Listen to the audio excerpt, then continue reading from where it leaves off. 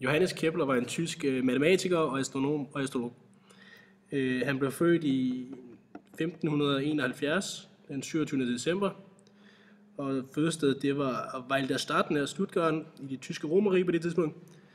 Han døde så som 58 år i 1630, den 15. november, og dødestedet det var i Bayern. Keplers love er 3 love fremsat af den tyske astronom Johannes Kepler, baseret hovedsageligt på Tycho Brahes omfattende og nøjagtige observationer af planeten Mars. Lovene beskriver, hvordan planeterne i solsystemet bevæger sig i deres baner omkring solen. De 3 love lyder. Den første lov. Alle planeter følger en bane med facon som en ellipse, med solen i det ene af ellipsens 2 brandpunkter. Og den anden lov lyder.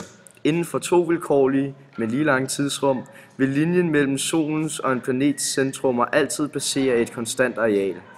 Og den tredje lov. Hvis en planet med omløbstiden t følger en ellipseformet bane, hvis halve storakse er a, så vil t i anden være ligefremt proportional med a i tredje.